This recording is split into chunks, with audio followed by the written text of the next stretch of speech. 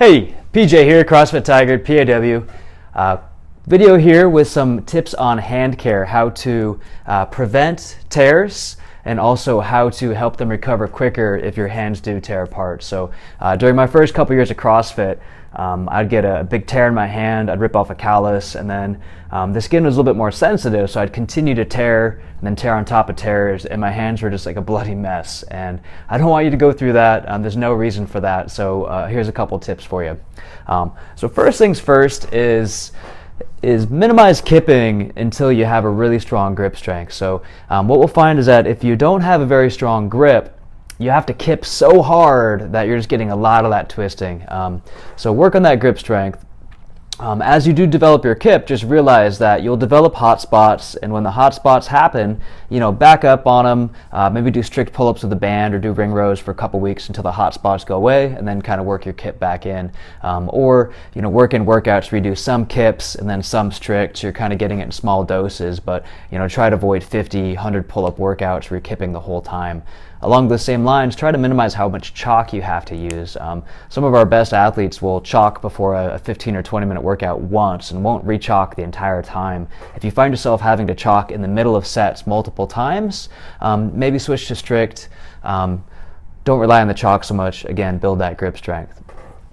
Before you do leave the gym, make sure you wash your hands. So that chalk will be in your skin. It's going to dry out your skin. That's what it does. And so if you go home with chalk on your skin and you wait an hour before you wash your hands, that whole time it's drying out your skin, making it more brittle, more susceptible to tears. So wash it out. Try to get it moisturized right away.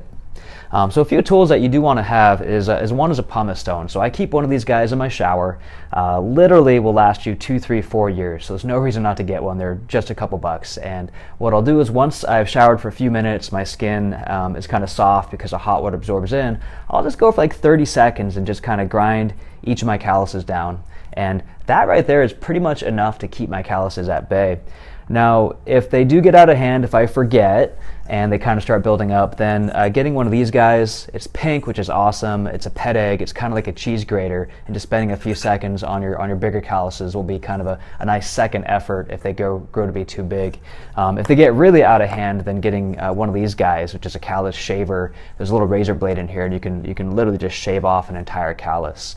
Now, what I will tell you is that if any of you guys ever had a dog and you've trimmed their nails, if you trim too much of that nail too soon, the dog gets pissed off, it gets angry, it's too deep, it bleeds because that quick kind of grows out.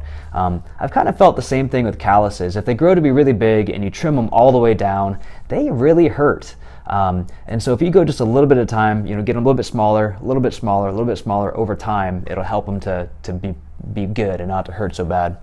The other thing that I do for preventative maintenance is I use this rock rub stuff, and I just take a little bit of it on my hands and I just put it on my hand. It's kind of like a Vaseline, really thick solve, and I put it on my hands before bed every night. I've had this tub for 2 years now, and there's still probably about a fourth of it left, so it lasts a really long time. You don't need a whole lot, but it's just a really high quality moisturizer and helps keep your hands soft and helps keep the calluses from getting brittle. Now, if you do tear, 2 things I want to do is, one is I like to wash my hands with soap and water first, get a scissor and cut away any excess skin, and then I'm going to do Neosporin and a Band-Aid for the first 24 hours. In the past, after that, I'd take off the Band-Aid and then I'd again go back to something like Rock Rub or Burt's Bees Hand Solve or some other sort of really thick, heavy-duty quality moisturizer and just rub it on there all the time. You want to keep it moist because if it starts drying out, that tear will start to crack and it just becomes really painful. What we started carrying recently is this stuff called CrossFix, and it is a kind of push-up tube, and if you put it on your tears, it kind of restores some level of skin within about 24 hours, and it really rapidly helps the healing process. So people have been loving this stuff. It works great. If you do tear, grab some of this, put it on there, and it's going to heal like twice as fast. So again, keep your calluses soft and at bay, keep them from getting too big. If they do start getting acted up, you start getting a hot spot, maybe back off on the kips for a little while, go to strict pull-ups, go to ring rows. If you do get a tear, clean it out, cut the skin, Neosporin, Band-Aid, and then do some sort of moisturizer or CrossFix to help it heal up quicker. So I hope that helps. No one likes tears. They're not fun. We don't like them to get in your training. So keep your hands healthy and you'll train a lot harder for a lot longer.